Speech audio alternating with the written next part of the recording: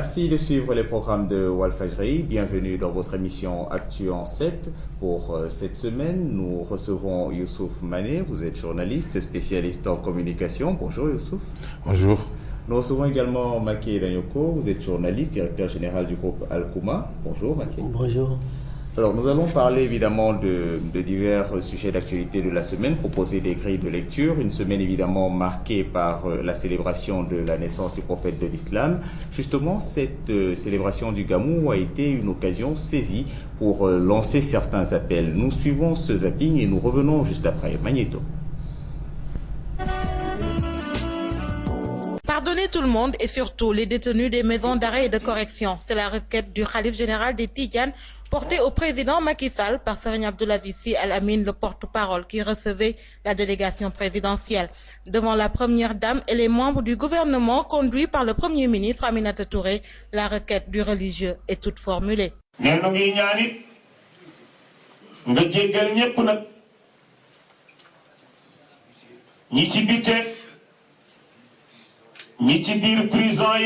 Nous te demandons de pardonner à tous ceux qui sont en prison et même en dehors.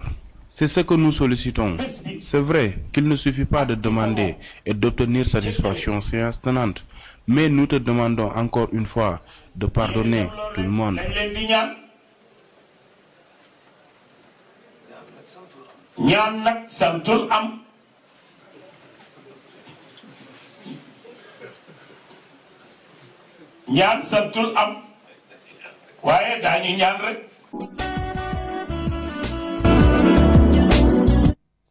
Retour sur ce plateau. Justement, Maké, quand vous avez suivi un tout petit peu ce plaidoyer et les réponses qui ont suivi, pour vous, c'est la continuité en fait de la cohabitation entre les pouvoirs au Sénégal ou il y a une intrusion quelque part? Je vous remercie d'abord de cette invitation. J'en profite aussi pour saluer les téléspectateurs de cette émission. Pour répondre à votre question, il faut reconnaître qu'au Sénégal, il y a deux pouvoirs forts. Un pouvoir spirituel et un pouvoir temporel. Et des fois, il arrive que le pouvoir spirituel prenne le dessus sur le pouvoir temporel. Parce que les pouvoirs spirituels, ils ont comme mission fondamentale de veiller à la stabilité de notre nation, de jouer ce qu'on appelle, parce que ce sont en quelque sorte des régulateurs sociaux. Ce qui fait que souvent quand le front social, le front politique ou social est en ébullition, c'est leur devoir d'inviter tous les acteurs politiques au calme et à l'apaisement. Parce qu'il y va de soi. La pour parler carrément du sujet, c'est Al-Amin, le Serigne Abdoulaye Sy Al Amine qui demande au président de pardonner tout le monde en faisant allusion à ceux qui sont arrêtés dans le cadre de la traque des biens mal acquis. Et vous savez, cette traque a connu trop de bruit et les gens ont attendu, maintenant ça fait 10 mois que pratiquement il n'y a rien de concret. Surtout concernant le cas qui a fait beaucoup de bruit, c'est le cas Karim Wade. Tout le monde sait qu'il est en détention préventive depuis plus de... Ça va faire bientôt 1 an. Et jusque-là, on n'a rien dit de concret aux gens. Et certains pensent qu'il est là-bas de façon injuste. Et puisque cela ne peut pas ne pas avoir un impact sur la conduite de la nation par le président de la République. Donc le président lui-même... Il n'y a pas d'intrusion. Non, je ne pense pas que c'est une intrusion. Il faut le devoir. Il a bien dit. Il dit qu'une demande... c'est une demande. Il n'est pas dit quand on formule une demande qu'on aura automatiquement satisfaction. Mais lui, son devoir en tant que régulateur social, c'est d'inviter le président au dépassement, à pardonner. Seulement, c'est le président qui a une équation. Aujourd'hui, Karim est une patate chaude entre les mains du pouvoir. S'il faut, oui, suivre le souhait du marabout, le libérer, mais qu'est-ce qu'on va dire aux populations? Et la société civile dans tout ça, qu'est-ce qu'elle va dire? Bon, là on rentre carrément dans le dossier en soi. Youssouf Mané, vous avez le sentiment également que là il y a une intrusion, ou bien c'est la suite logique au fond de la cohabitation harmonieuse du rôle de régulateur social que les religions ont toujours joué au Sénégal? Merci, permettez-moi de vous remercier pour m'avoir invité à cette à cette émission, remercier l'ensemble des téléspectatrices et téléspectateurs du groupe Walfadjri et présenter mes vœux à l'ensemble des Sénégalais, présenter j'associe à ces vœux au président du groupe Walfadjri, je vous nommer Sidi Lamine Niasse. Est-ce que c'est une intrusion ou pas? À mon avis, c'est dans la suite logique et c'est dans l'ordre normal du fonctionnement de ce pays, avec son pouvoir temporel et son pouvoir spirituel. Et en cas d'ébullition, comme il l'a dit, du fonds social, les spirituels viennent réguler le système. Et c'est dans cette logique que le marabout a fait cet appel au pardon, à l'unité sociale, à l'unité des cœurs, pour la concorde sociale. Et je ne vois pas d'intrusion dans cet appel. Alors, l'une des réactions justement après cet appel, ça a été que la justice est indépendante, elle fait son travail calmement. Mais Youssouf Mané, est-ce que cela justement, la non-réponse, ou plutôt le refus poli présidentiel qui s'est réfugié derrière le fait que la justice fait son travail, est-ce que l'une des critiques justement objectives que l'on pourrait faire à ce refus, ce n'est pas qu'au fond on a déjà vu dans d'autres cas justement la position présidentielle a, disons, évolué sur certains sujets après un plaidoyer porté par des religieux? Oui, mais le président de la République en partant à Tiaoun avait la posture présidentielle. Le marabout était dans sa posture de marabout et qui avait cette liberté de demander. Il a demandé, le président de la République, en tant qu'institution, en tant que garant de la Constitution, qui est une créature constitutionnelle, ne peut pas d'emblée dire oui pour des affaires pendantes devant la justice. Il peut dire effectivement, et ce qu'il dit, moi je le loue, pour construire un État, il faut rétablir l'État de droit. Pour construire un pays, il faut rétablir l'État de droit. Voilà sa réponse. Mais vous savez, la diplomatie ne se fait pas à la place publique. Est-ce que le président va accepter l'appel du marabout ou pas? Oui, MC. Donc, on donne également du temps au temps, comme dit Youssouf Mané de la radio municipale de Dakar. Youssouf, je rejoins un peu Youssouf, mais seulement il y a un problème. C'est que si le marabout a demandé, c'est que jusqu'à présent, il n'y a pas... la justice, en réalité, n'est pas saisie officiellement du dossier. Karim est toujours en détention préventive. C'est-à-dire c'est l'État, le ministère de la Justice, qui est le maître des poursuites, qui l'a pris, qui l'a mis en prison quelque part, en allant chercher des preuves pour le présenter à la justice. Donc jusqu'à présent, on est dans le cadre de la poursuite. Certains même sont aussi dans le cadre de cette poursuite, ils ont bénéficié d'une liberté provisoire. Donc, pour apaiser le climat social, puisque la justice n'est plus jusqu'à présent, on cherche des preuves. Peut-être qu'ils ont des preuves, ils n'ont pas de preuves. Certains ont été dans la même situation, ils ont bénéficié de liberté provisoire. Et tout le monde sait que Karim, puisque c'est lui qui cristallise derrière un peu tout cette... À une époque, voilà. Karim Wade a dit rarement homme politique sénégalais a été autant détesté. Voilà. Qui cristallise un peu qui cristallise tout ce ressentiment-là.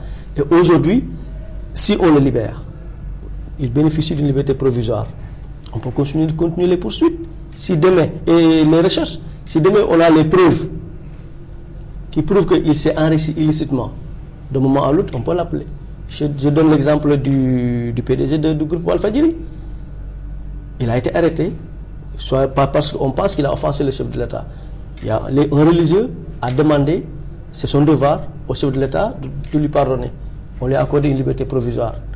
Peut-être que c'est dans ce sens que Al-Amin aussi a dit que pour apaiser le climat social, il faut aller vers ça. Mais cela ne veut pas dire que le marabout dit explicitement ou bien d'une manière ou d'une autre, il ne faut pas poursuivre les gens même s'ils se sont enrichis illicitement. Non, parce que le gars commence à durer en prison, il va faire bientôt 10 mois, et jusqu'à présent, on n'a rien dit de concret aux gens. Donc, voilà. Est-ce qu'on peut, comme dit Maké, redouter que l'on fasse 2 poids 2 mesures? En fait, moi je ne parle pas de 2 poids 2 mesures, parce qu'il faut contextualiser les deux affaires. le président du groupe Walfadjri, lors d'une émission, a avancé des informations jugées qu'elle violait l'article, qui tombait sous le coup, en tout cas, voilà, l'article 80. Il a été effectivement interpellé, convoqué, comme encore déféré, et puis ensuite, sur demande du ton de Marabout, il a été libéré. Les autres ont été poursuivis pour délinquance économique, détournement, enrichissement illicite. C'est deux affaires qui sont pas du tout, c'est diamétralement opposé. L'autre, c'est pour la gestion des deniers publics. L'autre, c'est pour un délit d'opinion. Par conséquent, lier les deux affaires-là, dans l'appel au pardon, me semble, c'est possible parce que c'est tous des gens qui ont été à un moment donné arrêtés. Mais pour l'affaire Karim Wade et les dignitaires du PDS, c'est non seulement affaire politico-financière qui demande beaucoup d'attention. Parce que les Sénégalais avaient demandé aux opposants de l'époque, s'ils arrivaient au pouvoir, il faut des comptes. Parce qu'il y a beaucoup de gabégie, il y a beaucoup de détournements, il y a beaucoup de milliards, etc., etc. Il faut clarifier. Maintenant, si dans la clarification, des gens ont été arrêtés pour les empêcher de cacher la vérité à leur niveau, cacher tout ce qu'ils ont, mais ça fait déjà trop longtemps qu'ils sont en prison et jusqu'à présent, ils n'ont rien encore trouvé. De ce point de vue, l'appel pour être entendu par le président de la République et permettre à ces gens, ces dignitaires du régime, de bénéficier de liberté provisoire, hein, et cela n'éteint pas la poursuite de l'instruction. Donc, mais on restera sur ce que vous disiez, que la diplomatie ne se fait pas en public. Mais c'est sûr et certain, aucun président de la République ne peut, sur aucune quelconque demande de pardon pour des gens qui sont déjà arrêtés, dire oui d'emblée en public. La diplomatie ne se fait pas à la place publique. Le président doit avoir une posture de président de la République, de garant de la Constitution, et qui doit montrer qu'il est à équidistance avec, comme encore, le pouvoir judiciaire. Et de ce point de vue, je suis entièrement d'accord de la réponse du président de la République. Mais cela ne signifie pas que le président n'a pas donné une écoute attentive aux marabouts, puisque les marabouts sont des murs de lamentation. Quand ils expriment une opinion, c'est parce que c'est l'opinion la mieux partagée au sein de la société. Hein? Et c'est eux qui le disent tout haut, ce que les gens disent tout bas. Précisément, Youssouf Mané, lors de la rentrée solennelle des cours et tribunaux, le 4e président de la République a, selon la presse en tout cas, prêché en faveur de la médiation pénale, ou fait l'éloge de la médiation pénale, si l'on veut dire. Certains y ont vu justement un premier pas vers une éventuelle liberté provisoire pour certains détenus, dont Karim Wade. Certains également ont affirmé carrément que le 4e président de la République reculait, voire désavouait son premier ministre, Mme Aminata Touré, qui s'était illustré par rapport à cet acte bien présumé mal acquis. Est-ce votre lecture? Oui, mais parce qu'il y a deux éléments aujourd'hui du régime qui se sont prononcés. Abdou Latif Coulibaly, qui est un homme aujourd'hui fort du régime et écouté ministre par de la bonne gouvernance, ministre de la bonne gouvernance, écouté par le président de la République. Mimi Touré, premier ministre, dignitaire du parti APR, donc des propositions contradictoires. L'un disant qu'il faut donner à la médiation pénale une importance, il faut une importance pour permettre à ceux qui ont pris des deniers publics de remettre cet argent. L'autre dit niet. Au président de la République de juger si la possibilité d'avoir si la médiation pénale permet aux Sénégalais d'avoir de ces gens leur argent ou une partie de leur argent, c'est bien possible. Hein? Mais si aussi le Premier ministre pense effectivement que ces gens sont coupables et qu'ils doivent effectivement répondre devant nos tribunaux. Hein? Oui, Pourquoi faire de la médiation pénale pour des personnes dont on est sûr carrément qu'ils ont dilapidé les deniers publics? Voilà une question fondamentale. Vous savez, sur cette question, il faut se référer à la loi. La loi dit que la médiation, la loi permet et autorise la médiation pénale. C'est-à-dire c'est Mme Mimi Touré qui gérait cette traque des Mal Aki avec plus de passion que de raison. Maître El Hadji Diouf l'avait dit, Latif Coulibaly l'avait dit, et tous ces deux-là ont eu une formation de juriste. Absolument. Donc ils savent ce qu'ils avancent, ce qu'ils disaient. Mais malheureusement, cette dame qui avec la traque des Mal Aki, c'est finalement ce qui s'est forgé une image de dame de fer, pensant que bon, parce que les gens sont allés jusqu'à croire que est-ce que Mme Touré n'avait pas même une haine envers ces dignitaires-là? Pourquoi? Parce qu'elle gérait ce dossier avec tellement de passion que on doutait de son impartialité. Voilà, on doutait de son impartialité. Cela veut dire quoi? Que la médiation pénale, ce n'est pas une invention. C'est dans l'arsenal judiciaire du sénégalais qui dit qu'on peut l'utiliser pour récupérer les fonds supposés mal acquis par certains dignitaires de l'ancien régime. Est-ce que le quatrième président de la République s'apprête à reculer? Oui, c'est ça l'une des lectures. Cela veut dire oui, non. Si la médiation pénale lui permet de récupérer l'argent et de décrisper un peu la situation politique qui est tendue, tant mieux. Vous n'avez pas répondu à la question. Est-ce que de votre point de vue, c'est une première étape pour amorcer un mouvement de recul? Oui, c'est possible. Oui, c'est mon point de vue. Parce qu'aujourd'hui, Macky Sall a besoin de stabilité pour gouverner. Non, le front politique face au PDS aujourd'hui, il y a un problème. Le front social, aujourd'hui, il y a les enseignants qui sont en grève. Au niveau de l'université, ça ne marche pas. Au niveau du monde rural, il y a toujours des villageois qui sont là, qui crient le ras-le-bol. Pourquoi? Parce qu'ils ne parviennent pas à vendre leur production arachidière. Après 4 mois, 5 mois de labeur. Vous imaginez? Donc effectivement, comme on le dit souvent, toutes les guerres du monde se terminent autour d'une table de négociation. Si le président, au début, avait mis vraiment à penser que il faut traquer ces gens-là pour récupérer l'argent, et au fil du temps, il s'est rendu compte que l'affaire n'est pas aussi simple, mais la logique voudrait qu'il recule pour mieux sauter. Ne serait-ce que pour lui, il voit plus clair. Donc, en voulant s'entêter à dire coûte que coûte, à arrêter des gens de gauche à droite, et on ne voit pas ce qu'on cherche, mais finalement, c'est le premier mouvement de corps avant un recul pur et simple. Mais si on peut l'appeler recul, c'est un recul, mais lié à une demande, à un appel. Si la médiation pénale permet d'apaiser le fonds social et de retrouver la paix des cœurs, le président peut effectivement accepter la médiation pénale. Mais d'autant plus qu'il y a un précédent. L'affaire Taïbou Ndiaye, qu'est-ce qui a fait l'affaire? On a récupéré combien auprès de Taïbou Ndiaye, selon la presse?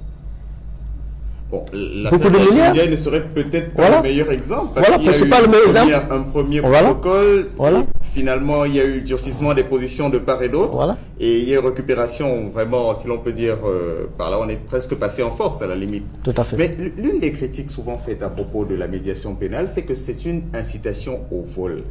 Parce que certains l'avaient dit à une époque, vous prenez, tout le monde saura que, écoutez, je peux prendre 100 francs d'argent public, si on m'attrape, je rends 50 francs, et puis voilà. Donc aujourd'hui, en disant cela lors de la rentrée des cours et tribunaux, est-ce que justement, il n'y a pas un risque, par rapport à cette parole présidentielle, d'encourager le vol? Non, parce que dans un premier temps, il n'a pas tout simplement, il n'a pas tout simplement voulu accepter la médiation pénale et laisser de côté effectivement les poursuites. Hein? Il a tout simplement dit que la rigueur reste de mise. Pour suivre les gens, les délinquants, économiques et financiers, c'est nécessaire pour un état de droit. Et il n'y aura pas de pardon pour ça. Mais, comme encore, si la médiation pénale, après effectivement, par exemple, l'instruction à décharge ou à défaut, comme encore à charge ou comme encore à décharge, à décharge est confirmée ou comme encore infirmée, et bien évidemment, c'est là où les négociations peuvent commencer, si c'est autorisé. Mais ce n'est pas parce que selon la loi, la médiation pénale ne peut avoir lieu que dans une certaine période. Absolument, dans une certaine période, après l'instruction, c'est-à-dire avec l'instruction à décharge ou à charge.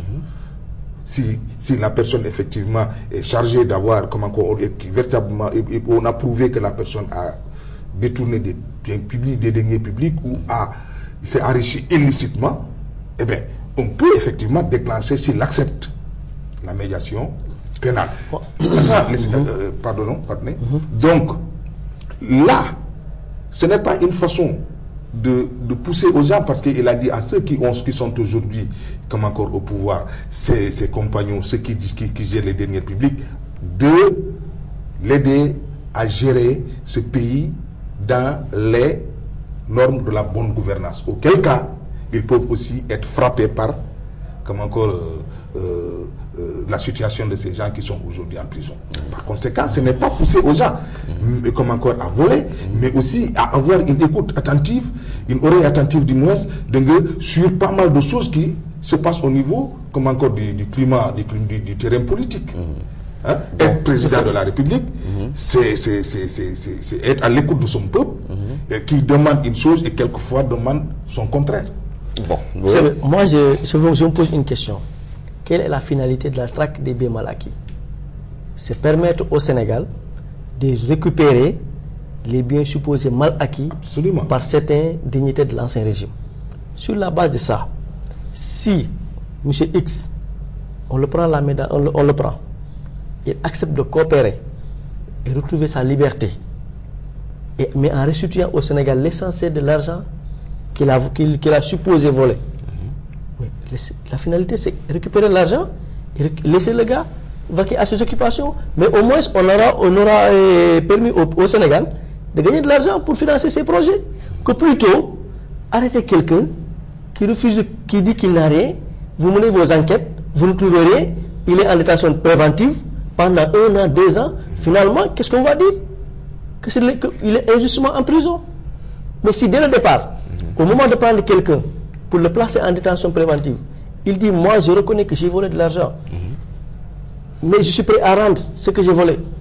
Mais excusez-moi. Mais le problème c'est quoi? La finalité finalement c'est quoi? Je dis, la question est de savoir. Il a dit, la question est de savoir. Est-ce que le fait d'accepter la médiation pénale ne légalise pas le vol? Je dis, c'est ça la question. La question, elle est précise. Est-ce que ça ne légalise pas le vol? Mais déjà, ce que les Sénégalais ont vu, si effectivement le pouvoir s'engage vers une gouvernance vertueuse, et au vu comment sur de tout le monde, on ne peut en aucune manière inciter les gens à voler, parce que ce pouvoir est prêt à mettre en prison les gens qui auront comme encore une mauvaise gestion. Ils auront fait une mauvaise gestion.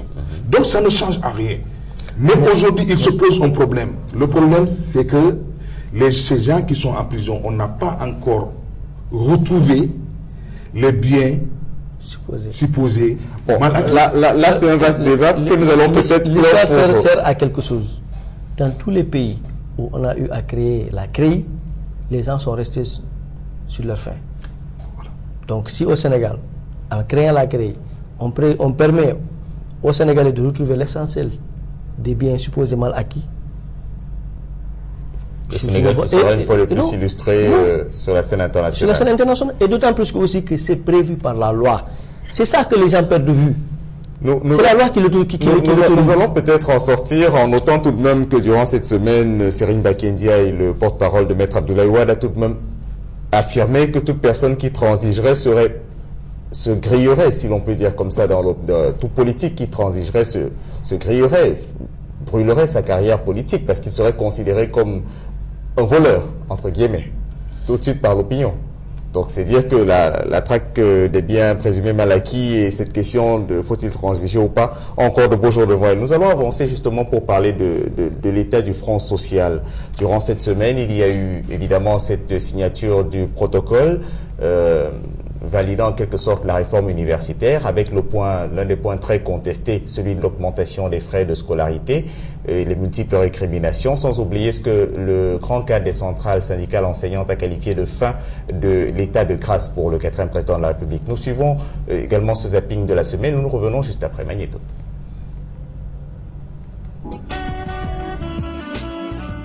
Le président de la République, je le comprends, il doit faire face à la demande sociale. Il est très pressé de répondre en tant que président élu majoritairement par les Sénégalais, il est pressé de répondre à la demande sociale. Je le comprends très bien, mais ce n'est pas une raison pour bâcler le travail qu'on a fait. Je me demande comment on peut bâcler ce travail aujourd'hui pour ne parler que de cette baisse, de cette sorte. Je dis non. Pourtant, le projet de loi numéro 4/2014 portant sur la baisse des loyers n'ayant pas été calculé suivant la surface corrigée a été adopté à l'unanimité par les parlementaires de l'hémicycle. Tout de même, les députés de l'opposition relèvent des failles sur l'application du projet de loi. L'année prochaine, ceux qui vont commencer à mettre en location leurs immeubles vont aussi tenir compte des 14%, 29% et 4% demandés par la loi. Ça veut dire quoi? Ça veut dire qu'il n'y aura pas de baisse. Maintenant, nous avons dit, et c'est clair, que compte tenu des imperfections, compte tenu des failles que nous avons notées dans cette loi, la loi va revenir bientôt à l'Assemblée nationale pour être modifiée, pour être corrigée, pour être rectifiée. Parce qu'encore une fois, cette loi-là, elle est presque inapplicable sur le terrain. Par contre, ceux de la majorité saluent le dit projet qui, selon eux, vient à son heure. La baisse du loyer était une demande sociale importante attendue par les populations. Et comme nous sommes là à leur nom, nous devons veiller à leur intérêt. La deuxième, c'est que c'était une mesure qu'on aurait dû prendre depuis longtemps. Après un état de grâce de 19 mois, la coalition des centrales syndicales revient à la charge et dénonce le déficit de dialogue au niveau des différents secteurs professionnels ainsi que la récurrence des conflits sociaux dans ces secteurs. Notre coalition s'est rendue compte qu'il y avait un déficit de commune et de dialogue avec le gouvernement parce qu'ayant déposé des plateformes revendicatives depuis des années, nous ne sentons pas une volonté de prise en charge des questions. Alors que des difficultés assaillent le monde du travail, des difficultés qui ont fermeture d'entreprise, non-revalorisation des SMIC, non-modification de la Convention collective nationale des dispositions pertinentes, refus d'appliquer les accords avec les syndicats d'enseignants, beaucoup de secteurs en ébullition à l'université, dans la santé et partout. Les camarades de Mademba Sok déplorent en effet les salaires des fonctionnaires coupés et ajoutent que ceci n'est qu'une violation des droits des travailleurs. Qu'il dégage, voilà le mot qu'il faut. Parce qu'on ne peut pas être là pendant plus d'1 mois, pendant plus de 2 mois, exposer aux étudiants une réforme, soi-disant une réforme qui va dans le sens de leur réussite. Je pense que si on parle de la concertation nationale pour l'avenir d'un étudiant sénégalais, nous parlons d'une réforme, de l'ensemble en tout cas des réformes qui vont dans le sens de la réussite de l'étudiant. Donc, toute personne qui prend la responsabilité sur elle d'aller signer pour nous et pour le compte d'une faculté le fera pour lui-même et ça ne concernera que lui-même. Nous dégageons notre responsabilité et nous signifions à l'opinion, à l'ensemble des étudiants de l'Université Anta Diop de Dakar que le combat continue, que nous sommes contre ces points-là parce que le protocole d'accord n'est pas conforme avec ce que les autres qui nous représentaient avaient dit. Cette singularité, si l'on peut dire sénégalaise, en termes de démocratie. Est-ce que les étudiants, au fond, n'ont pas raison d'évoquer une singularité, justement, de l'université au Sénégal, une singularité du contexte sénégalais, pour justifier que l'on puisse éventuellement maintenir les coûts plus bas, malgré le fait qu'un protocole de la CEDEAO les ait fait monter? Vous savez, sur cette question, si vous écoutez bien les explications du ministre concernant la réforme, elle est très ambitieuse. mais c'est sa mise en œuvre qui pose problème. Il n'y a pas eu de concertation, il n'y a pas eu suffisamment de concertation, il n'y a pas eu suffisamment de sensibilisation, ni d'information, ni de communication sur la réforme pour que les populations cibles s'en approprient afin qu'il y ait une large adhésion pour sa mise en œuvre. Cela veut dire quoi? Des intellectuels se sont enfermés quelque part, ont réfléchi, ont jugé nécessaire qu'au regard du contexte national, et sous-régional et mondial, il faut aller vers des réformes. C'est tout à fait salutaire. Mais après cette réflexion, il doit y avoir une autre phase, c'est-à-dire la phase de dialogue, d'impliquer les étudiants dans la discussion pour la mise en œuvre. Cela veut dire quoi? Qu'un étudiant qui vient de Fongolimbi, qui a l'habitude de s'inscrire à 5 000 francs, d'un coup, on lui dit, maintenant vous déboursez 25 000. Mais l'étudiant est victime. Pourquoi? Parce que lui, il ne peut pas avoir 25 000. Et parce que ses parents n'ont pas prévu ça dans le budget. Au moment où je vous parle, 90% des étudiants de nos universités sont issus de familles moyennes ou bien de familles pauvres. Et notamment du monde rural. Au moment où je vous parle, il y a beaucoup de villages où les grains d'arachide sont là, il n'y a pas d'argent. On dit aujourd'hui que dès qu'il y a des femmes qui. Cela veut dire quoi? Le contexte économique est caractérisé par une certaine morosité, il n'y a pas d'argent. Dans ce même contexte, au moment où les étudiants peinent à percevoir leur bourse, il n'y a pas d'allocation d'études, il n'y a pas d'allocation d'études pour ceux qui sont au niveau de la FASTEF. Les gens attendent toujours. Les paysans n'ont pas d'argent. Le ministère se lève un bon jour et dit aux gens, maintenant, vos frais d'inscription ont évolué de 5 000 à 25 000, 50 000, 75 000. J'ai écouté ce matin un reportage de l'émission interactive de Ousmane Sen. Il y a un père de famille qui dit que qu'il est à la retraite, qu'il a 2 ou 3 enfants qui sont à l'université. À sa grande surprise, on lui dit maintenant il faut débourser 75 000, 50 000 ou 25 000 pour leur inscription. Où est-ce qu'il va prendre ça? Faut-il prendre toute sa retraite, sa pension de retraite, mettre ça à l'université et priver sa famille de nourriture pendant 1 mois? Donc, je crois que le ministère devrait suffisamment communiquer sur cette affaire. On devrait prendre même une année entière pour communiquer là-dessus. Cela veut dire quoi? Que même les élèves des classes de terminale, tous les élèves des classes de terminale doivent être sensibilisés pendant l'année scolaire pour leur faire comprendre que dites à vos parents que l'année prochaine, si vous obtenez le baccalauréat, ce sera 25 et non 5. Et non 5. Et les étudiants qui sont là à l'université, qu'organiser des conférences publiques, des forats, des débats au niveau des amphithéâtres, dans les chambres, leur dire que pourquoi on fait cette réforme? C'est parce que la qualité n'a pas de prix, mais a un coût. Ça, c'est vrai. Mais il ne faut pas vous... C'est un peu brusque. Donc, on vous comprend, réforme nécessaire, mais pas assez de communication. Voilà. Youssouf Mané, pour vous également, c'est une réforme nécessaire, mais sur laquelle on n'a pas assez communiqué? Bien évidemment. Moi, je crois que ce qu'ils viennent de dire tout de suite, c'est tout à fait vrai.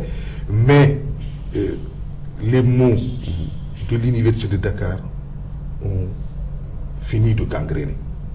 On finit de plomber l'université pour université d'excellence. Et c'est connu de tous. Pour une université d'excellence, où les étudiants sont en confiance, où les étudiants ont un bon moral, où les étudiants se sentent effectivement universitaires, il faut nécessairement des réformes. Mais avec de larges concertations pour véritablement amener les gens à accepter la réforme. Donc vous vous rejoignez sur ce point? Je le rejoins sur ce point. Mais le fait de dire effectivement que 25 000, ça c'est 25 000, c'est peut-être, bon, la réforme a été signée, le protocole a été signé, que 25 000... dans la douleur, parce que les étudiants de l'UGB ont signé en arborant des brassards rouges, et ils affirmaient que le ministre leur a dit, si vous ne signez pas, on ferme l'UGB. Absolument, on ferme l'UGB. C'est-à-dire qu'il y a eu des réticences à l'université de Saint-Louis, mais à Dakar, les gens ont fini par signer. Mais je dis... les signatures sont contestées aussi, Non, attends, je viens. Écoutez-moi, s'il vous plaît. ce que je disais, l'être humain, la nature humaine a horreur du changement. Et surtout au Sénégal, pour n'importe quel type de changement, les gens ont déjà des réticences parce qu'ils sont habitués à une situation. Mais comment peut-on expliquer que dans les écoles, par exemple primaires, dans le secondaire, dans les lycées, les gens s'inscrivent beaucoup plus cher qu'à l'université? C'est très contradictoire.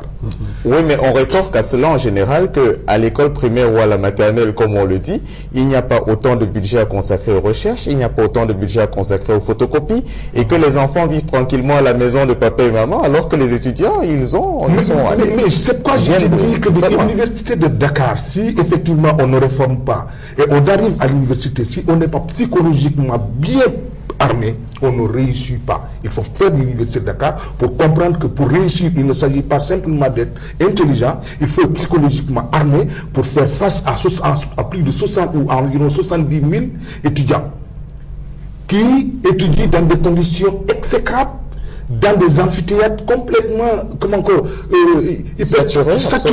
Et vous voulez effectivement que ces gens, si maintenant moi je dis qu'il faut réformer pour véritablement améliorer les conditions d'études, améliorer les conditions des professeurs, augmenter le corps professoral et véritablement donner un enseignement de qualité, que l'étudiant effectivement se sente en confiance et que les gens véritablement continuent à étudier à l'université et non d'utiliser le bourse pour aller s'inscrire dans les écoles privées, oui. Mais si effectivement faire une réforme, bricoler une réforme, tirer un sable mouvant pour en arriver effectivement à une augmentation financière, des ressources, pour une augmentation des ressources financières de l'université, cette réforme n'ira pas loin. Ça va effectivement trouver les étudiants dans leur position et vont demander au président ou à l'État de reculer ou d'appliquer carrément les réformes. Mais moi, je suppose effectivement que c'est vrai, il faut de la concertation, même si les protocoles ont été signés, il faut davantage discuter, il faut davantage expliquer les étudiants pourquoi la réforme et planifier effectivement les actions de la réforme au vu et au su de tous les étudiants. Oui, vous savez, j'ai suivi le reportage. La réforme a déjà réussi quelque chose. C'est d'avoir divisé, de réussir à diviser les étudiants. Les étudiants qui ont signé sont aujourd'hui qualifiés de corrompus. Oui, de traîtres carrément. Absolument. Et aujourd'hui, c'est une tension. Absolument. Vivre à l'université. Cette bombe-là va exploser quand? Deux camps qui se font face, les uns qualifient les autres de traîtres, les uns qualifient les autres de lâches. Vous imaginez? Pourquoi? Parce qu'il n'y a pas eu de concertation. Pourquoi? Parce qu'il n'y a pas eu suffisamment de communication. Moi, c'est mon point de vue. Pour sauver l'année, nous sommes au mois de janvier. Jusqu'à présent, il y a des milliers d'étudiants qui ne se sont pas inscrits. Pourquoi? Parce que certains veulent s'inscrire, mais ils n'ont pas les moyens. Les parents ne sont pas préparés. Les étudiants eux-mêmes n'en ont rien. À mon avis, le ministère doit suspendre l'aspect financier, permettre aux étudiants de s'inscrire sur la base de l'ancien tarif pour mieux préparer les gens pour l'année prochaine. Cela veut dire quoi? Que si aujourd'hui le ministère s'entête, s'agrippe sur sa position. Mais c'est déjà signé, mon frère. Il ne faut pas... C'est déjà signé par qui? Et c'est dans quelles conditions aussi? Oui, dans quelles conditions? Maintenant, le problème, c'est que la chose est signée. Attendons. Parce que si vous dites aujourd'hui que l'État doit retourner... C'est ce que certains étudiants disent, nous n'arrêterons pas de manifester. Absolument. Je lui pose une question. Non, c'est lui qui pose des questions. Combien de ces défauts ont été signés et violés dans la vie? Au fond, c'est que... Cela veut dire quoi? Mon frère, tu sais, moi, je ne plaide pas ni pour le pouvoir, ni pour l'étudiant, mais je plaide pour le savoir. Et le savoir a un prix. Je plaide pour le savoir. Macky Sall, on est de la même génération. Nous, à un moment donné, venir à l'université était un prestige.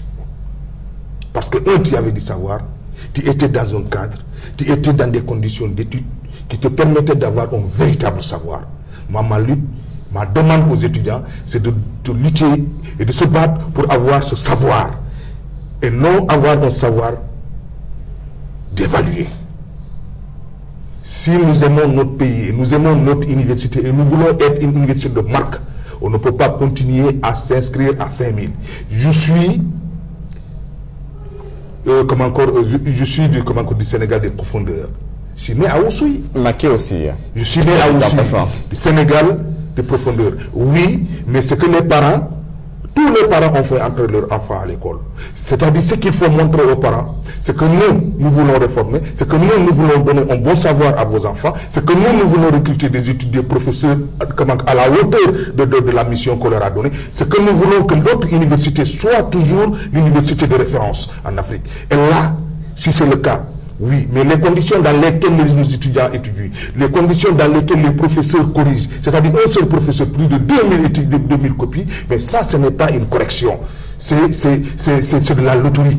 C'est de la loterie. Tout le retard des notes d'ailleurs, mais ça, c'est notre sujet. Mais c'est tout à fait d'accord. On discute, je suis tout à fait d'accord avec les choses. Attends, c'est pourquoi je dis, excusez, c'est pourquoi je dis, c'est vrai que c'est difficile, c'est vrai, c'est dur pour nos parents, c'est vrai que l'État fait du dilatoire pour effectivement diviser les étudiants pour régner, mais sur ce plan, il faut bien que les gens se disent, si nous voulons, parce que des années qui se chevauchent, des années académiques qui se chevauchent à l'université, c'est-à-dire pendant que nous sommes dans l'année académique de 2013-2014, il y a des examens qui sont programmés à l'université. C'est ce que je disais tantôt, il y a des notes qui ne sont pas encore sorties au département d'anglais, par exemple. Il y a des examens qui sont l'année d'avant. Février. Absolument. Et donc, est-ce que ça c'est intéressant dans un pays, dans une université, dans un pays qui d'excellence, où les années académiques se chevauchent? Nous vous avons compris. Rapidement, de ce manquet pour qu'on parle du projet sur le loyer avant de sortir cette émission. Moi, ce que j'ai dit que la réforme est salutaire. Ça, tout le monde, même c'est à l'image de la réforme sur la décentralisation. Au début, les gens n'ont pas compris et c'était presque une cacophonie. Il a fallu que le président invite les acteurs au palais, expliquer, dire aux gens les tenants et les aboutissants de la réforme pour que les gens adhèrent. Donc, si on vous suit, que le président invite les étudiants aussi. Non, cela veut dire quoi? Non, je ne demande pas au président d'inviter les étudiants. Mais c'est le ministère, c'est le ministre Mary Teuw Niane qui a fait qui veut que la réforme soit appliquée alors que ni les parents d'élèves, ni les étudiants ne sont pas préparés, surtout, encore une fois, sur l'aspect financier. L'argent, c'est le nerf de la guerre. Dire à un paysan qui n'a pas encore vendu son arachide, qui a des difficultés pour vendre son arachide, débourser 25 000 francs ou 75 000 francs pour aller inscrire un enfant, mais attends, disons-nous la vérité. Mary Teuw Niane n'a pas un problème pour inscrire ses enfants à 100 000 francs. Ou 1 million. Mais c'est pas évident pour un paysan. Non, c'est pas une question d'éviter ça. La réalité, c'est que je suis issu écoutez-moi, je suis issu du monde rural. Je suis un fils de paysan. Ce que je vous dis là, je vis ça tous les jours. Ça dit des gens qui viennent vous voir, qui vous disent que mon fils risque de ne pas étudier à l'université cette année. Pourquoi? Parce qu'on a dit que l'inscription s'élève à 50 000 pour le deuxième cycle. Et moi, aujourd'hui, au moment où je parle, mes arachides sont là, je ne peux pas les vendre. Ce retraité-là qui a appelé Ousmane Sène ce matin, qui dit qu'il n'a que sa pension de retraite pour vivre, que s'il était préparé à ça, il allait s'organiser au moins pour faire face aux charges. Mais de façon brusquement comme ça, du jour au lendemain, on lui dit, cette année, débourse 50 000 francs, alors que lui, d'habitude, il a l'habitude de débourser 5 000 francs. Vous imaginez cela? Mettez-vous un peu à la place de il va falloir qu'on sorte de cette émission. Parlons rapidement justement de ce projet pour faire baisser le prix des loyers non calculés sur la base de la surface corrigée. Initiative salutaire ou politique, Maké? À la fois les deux. Salutaire, parce que nous qui n'avons pas encore la possibilité d'avoir une maison, on est toujours en location. On nous dit, si vous avez, jusque-là vous déboursez 100 000 francs, dès que la loi sera appliquée, on va moins 29%. Sur ce point, c'est salutaire. Mais le problème, c'est quoi? C'est qu'il y a le député, l'honorable député Modiane Fada l'a dit. Si Youssouf est en train de construire sa villa, et il veut donner ça en location l'année prochaine, il va tenir compte de ça. Il va faire monter les prix. Cela veut dire qu'on revient à la case de départ. Donc, ce que les députés ont dit, en tout cas les députés de l'opposition, je crois qu'il serait plus sage que la loi revienne encore, qu'elle soit retravaillée pour que tout le monde s'y retrouve. Parce qu'il ne faut pas léser aussi les bailleurs. Quelqu'un qui fait un prêt à la banque, qui construit un immeuble, qui veut donner ça en location, et qui demain risque d'avoir des problèmes pour recouvrer l'argent, pour payer la banque, ça pose problème. Donc je crois que l'État est en train de... C'est une mesure très politique quand même, mais pour arranger tout le monde et ne léser personne, je vous souhaite quand même, c'est mon point de vue, que la loi soit retravaillée. Voilà. Alors, à propos justement de cette initiative pour faire baisser certains prix de loyer, vous êtes propriétaire, soupçonné? Je suis locataire. Bon, donc il y a 3 locataires donc, sur ce plateau. Alors, projet politique ou vraiment quelque chose un projet qui répond à une forte demande sociale et un projet qui est réalisable surtout? C'est un projet effectivement qui répond à une très forte demande sociale. Est-il réalisable? Il est véritablement réalisable. Mais c'est dans des proportions qui tiennent compte des locataires et des bailleurs. C'est possible de ménager les intérêts des uns des autres? Absolument. C'est-à-dire que pour juger, il faut prendre l'avis des deux parties. On ne peut pas de facto dire c'est comme ça qu'on doit faire sur la base effectivement d'une enquête menée sur